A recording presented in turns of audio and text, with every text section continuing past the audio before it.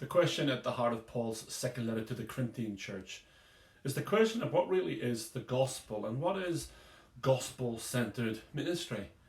Is it success or failure? Is it suffering or comfort? Is it just airbrushing our messiness, sweeping under the carpet? Or is it about embracing our messiness?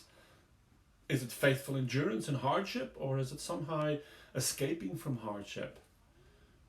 The city of Corinth, it was a thriving port city. It was a financial and booming trade centre. It was young and prosperous, and it's been described as the New York, the Las Vegas and Los Angeles of the ancient world. It was a city where status and self-promotion and image meant everything. It was a city of 80,000 people, and it was ranked as the third most important city in the empire in its day. It was also a melting pot of many different ideas, philosophies, and cultures. And it was into this melting pot that a church had been planted by the Apostle Paul. We know from Paul's first letter to the church that much of the Corinthian society had begun to seep into the church, and it was a bit of a mess. So by the time we get to 2 Corinthians, some things have gotten better, but also some things have got worse. There was a new threat to the church from a group of leaders that Paul sarcastically calls the super apostles. And their brand of Christianity that they brought to the church, it was very different from Paul's. It was slick, and it was proudly devoid of any kind of mess or suffering or weakness. The church was being tempted to ditch Paul and his gospel for a more palatable kind of version of the gospel. So what's at stake for Paul as he writes to the church is not a matter of kind of a personal preference. Rather, what's at stake is the nature, it's the character, it's the essence of the gospel itself. Rejecting the message that Paul brought to the church, rejecting the nature of Paul's ministry that accompanied that message, well, really, Paul is saying it's a rejection of Christ himself. Notice just how Paul starts the letter in verses 1 to 2. He appeals to them on the basis of his God-given authority. Also, Paul writes that the letter that he's writing, it's at least his 4th letter to this church. But instead of Paul getting more and more frustrated with the church because they're not getting the message that he's bringing, he seeks to lovingly win them over, to stick with him and to stick with the gospel that he's proclaiming. And he does that by pouring out his soul to the church, by presenting an uncensored picture of the messiness and brokenness and struggles of his own life and ministry. And he does that to present a vision to the church of the true nature of gospel-centered ministry. Paul has 3 points to make to the church. The first point is in verses 3 to 7, where Paul says that suffering leads to comfort. Paul's argument is pretty straightforward. God is the source of all comfort.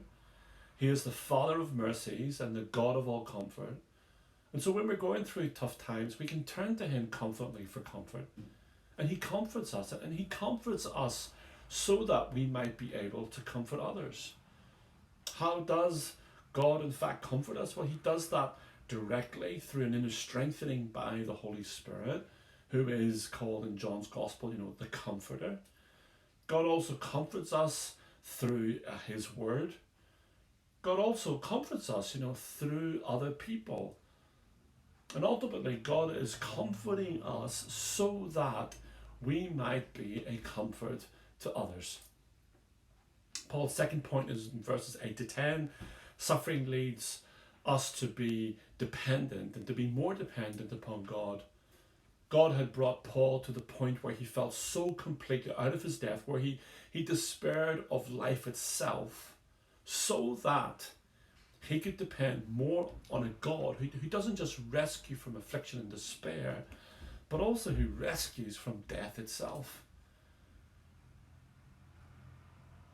Paul wants to make it clear that he has learned to set his hope, both past and present, but also future, on God, the one who raises from death to life.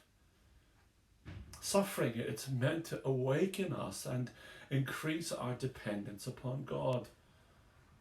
The third point is that suffering leads to glory. Verse 11. Suffering is meant to awaken and increase our dependence on God, not just for ourselves, but also for others, and ultimately for the glory of God. Paul wants the church to pray so that God will be praised by more and more people for the blessing of help which Paul and Timothy and others are receiving. And in many ways, that is the purpose of all suffering, to bring more and more praise and glory and honor to our great God. And these words from Paul, they shouldn't be a surprise to us.